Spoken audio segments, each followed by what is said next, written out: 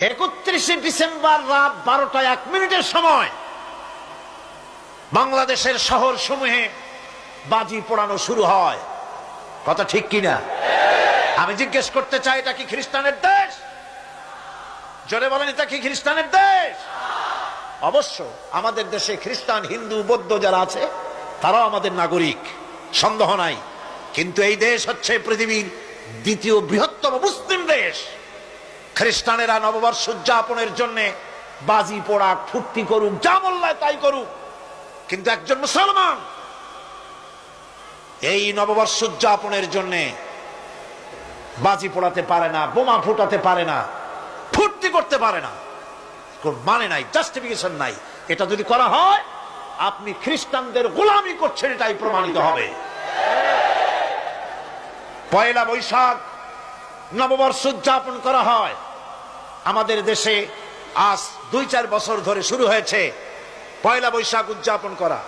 পয়লা বৈশাখে সকাল বেলায় বাসন্তী রঙের শাড়ি পরে সারা রাত রাস্তায় আলপনা এঁকে রমনা লেকের পাশে গিয়ে যুবতী আর যুবকরা বাসন্তী রঙের শাড়ি পরে সূর্য উদয়ের পানে করজোড়ে সেদিকে তাকিয়ে বলে, এসো হে নববৈশাখ স্বাগতম হে।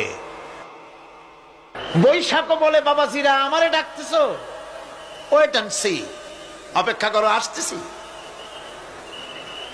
যে বৈশাখকে ডাকা হলো, স্বাভাবিক বৈশাখ কাল বৈশাখীর রুদ্র রূপ ধারণ করে 180 মাইল স্পিডে এসে বাড়ি ঘর কল কারখানা ভাঙ্গা জনমের মতো স্বাগতম হে।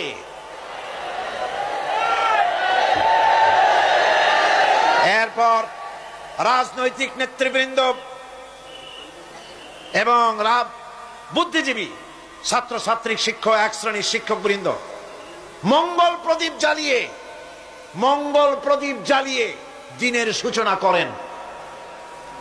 কুকুরের মুখোশ, গাধার মুখোশ, কুমিরের মুখোশ পরে মিছিল করেন। ঢোল আরো কি হাবিজাবি বাজাইয়া ফুর্তির চোটে শীতই পড়বে না খাড়া হয়ে থাকবে দিশা করতে পারে না। ঠিক কিনা কন?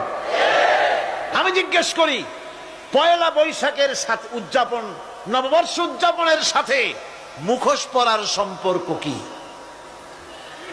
গরু আর গাধার শূকরের মুখোশ পরে আপনি কি বুঝাতে চান যে নতুন বছরটা জাতির সাথে গাধার মতো ব্যবহার করবেন অথবা কুকুরের মতো?